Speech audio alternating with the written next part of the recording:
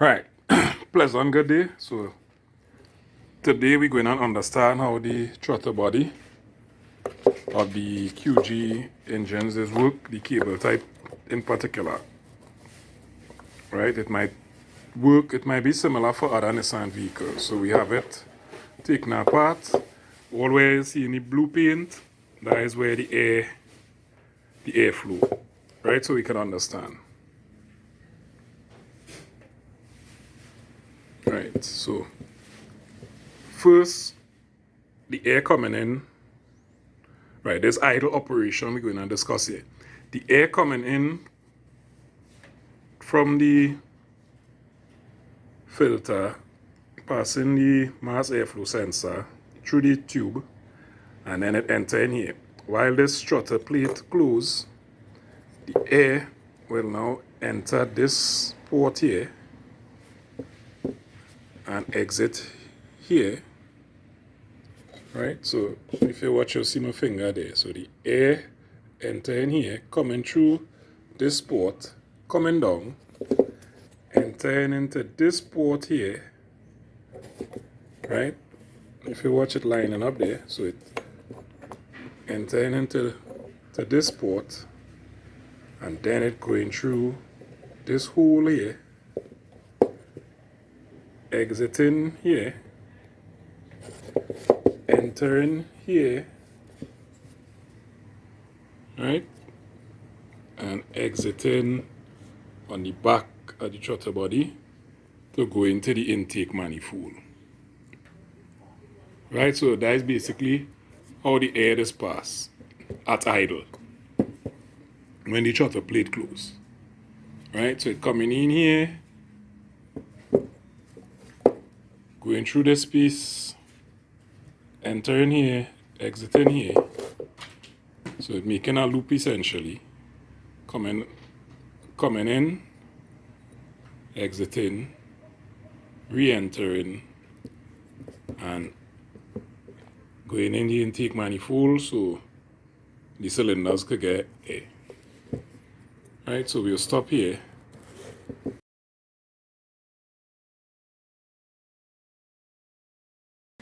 Now we have the what they call the idle air control valve, which is basically this stepper motor.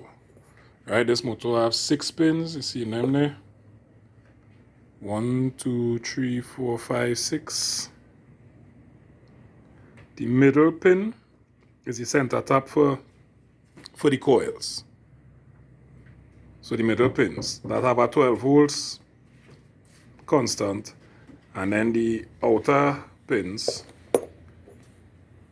1, so it's going 1, 2, 3, 4, 5, 6. So it's pins 1, 3, and 5 and 6 controlled by the coil, by the ECU, and they grounded in sequence to make this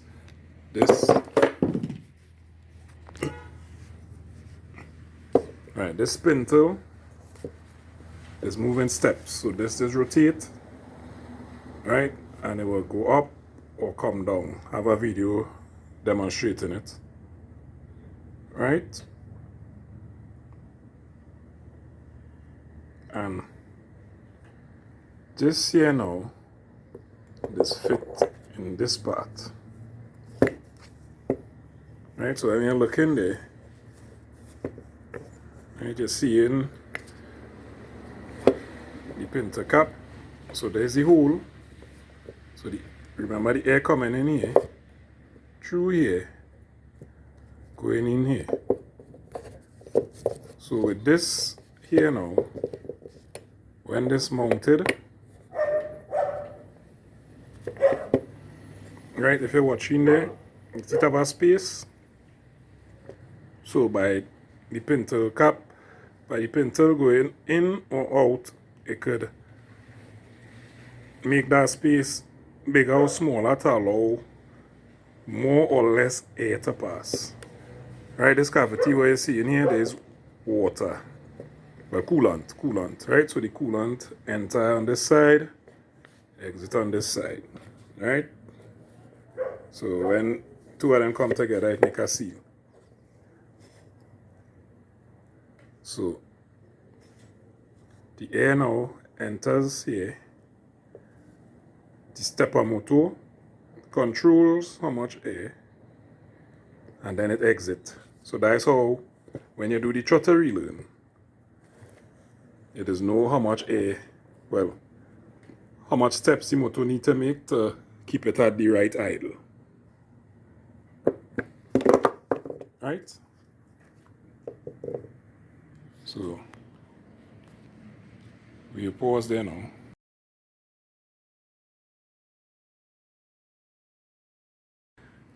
Right, so we understand the stepper motor, how that is work. Right, so now in this part here, it have another part that we need to understand. This valve, I don't know what Nissan refer to it to, but in some other manufacturers they call it the fast idle cam. Right, so if you watch inside here, you're seeing it. Right? So this spring is a bimetallic spring. When it get heated, it is expand. When it cool, it is contract. So that is turn this valve here.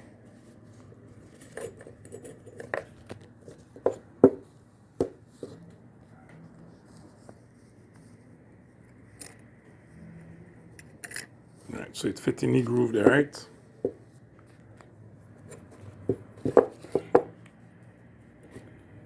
Right, so with the temperature from the coolant, because there is this house in here, so the heat or the coolness, this spring will respond. So, right. So this also help now with the airflow. When it like this, a lot of airflow. When it like this, it restricts the airflow. If you watch, you will see to the top have a little vent, a little air space when it closes. So when it heated, when the spring had to reach up to operating temperature, the valve is closed. Right? When it's cool, the valve is open. So I'll try to see if we could demonstrate it using ice and a heat gun. Right? So now we understand it. So when we put the two together, the stepper motor, so that is why you need to do the relearn procedure when the engine reach operating temperature. Because if it's not at operating temperature, this could affect the airflow. Right? So, right, maximum airflow when it's cold. The cool engine will need to run at a higher RPM, a little more rich, to heat up faster. But when you reach operating temperature, now it close, so it stabilizes the airflow. Right? So this one working with temperature, this one working with the brain, electrical, to increase the steps. So essentially the stepper motor working like this. Let's think, imagine my finger is the pin tool. Right, so you could either close it off completely and open so more air could flow. Right, and the brain controlling that. So it is do it in steps. Right, pop, pop, pop, pop, pop, pop, pop, pop. Right, this one working with temperature. Maximum airflow, reduce airflow. Right, reduce airflow, maximum airflow.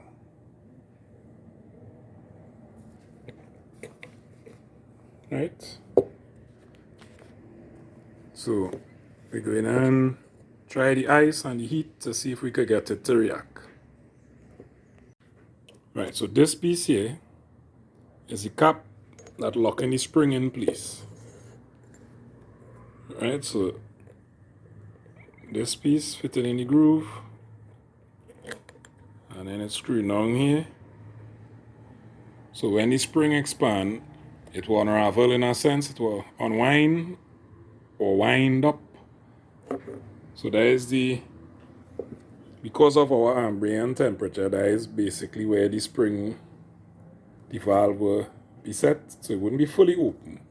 Cooler climates, it might be more open. Right, so you're seeing it a little bit. But when it heat up, it will close. So we're going to see if we could simulate it. So we have the bimetallic spring on some ice, right? And then we go in and apply some heat. So watch how the both of them in line there. And then when we apply the heat, right, see now it opening. So that is what happens when the coolant reach temperature. See it reaching almost a complete 90 degrees.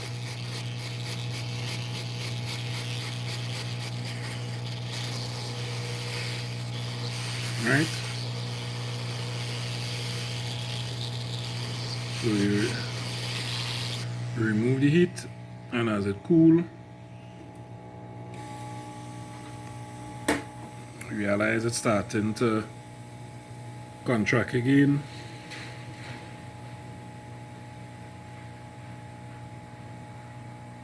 Alright, so I will just stop it there, put it back in some ice for it to cool, so we can put it back in the throttle, in the throttle body, sorry. So I'll just put it in some ice for it to cool, so we could put it back in the throttle body. Alright, so it's on ice there now.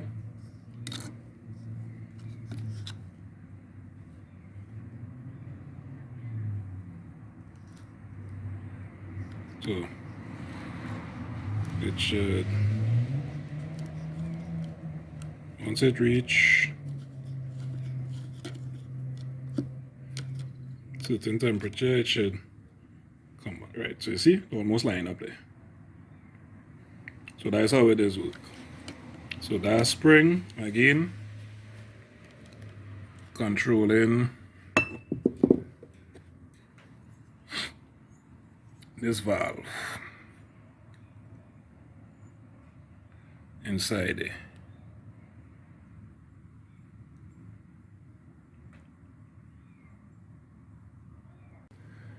Right, so it cool, and we're trying to mount it up while it cool, so we can apply the heat and see the valve move.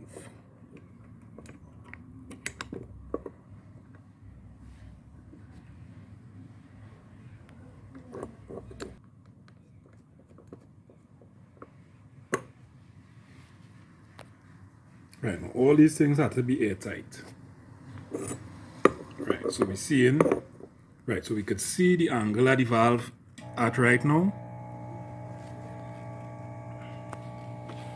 And if we watch on top, we're seeing a piece of the valve there, right? Right, and we're seeing it there. So we're applying heat to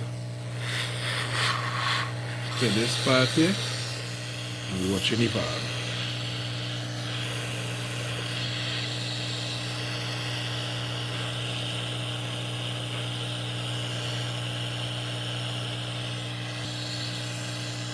So we'll pause it here and resume when the valve open maximum. Right, so it reached up to temperature, so if we watch it there now, we could see that it closed to the maximum. Right, if we watch here, we realize we're not seeing it.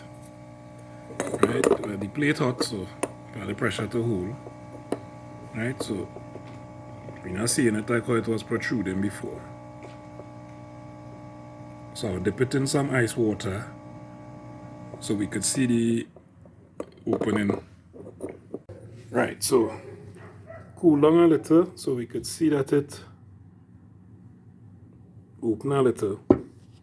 Right, so this is how it is be when it mounted.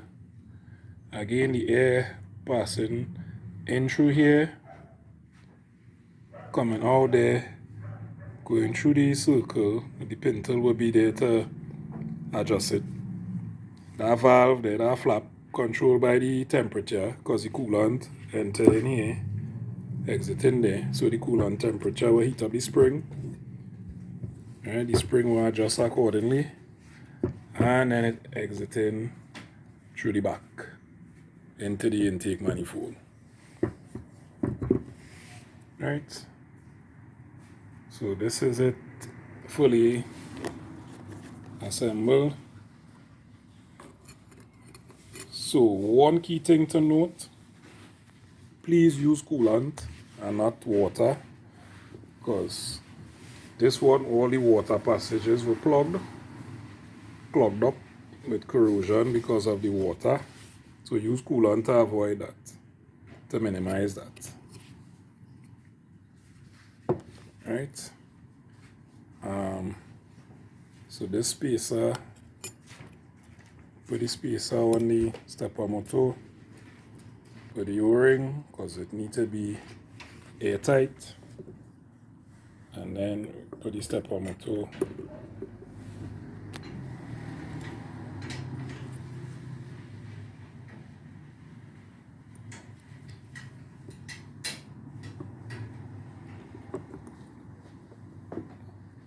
Right, and then 2 screws go in there. 1, 2. So that's basically how the volume of air necessary to idle at the required RPM is controlled using the stepper motor, the idle air control valve, and the fast idle valve or cam, which is the bimetallic spring and the valve that we saw there.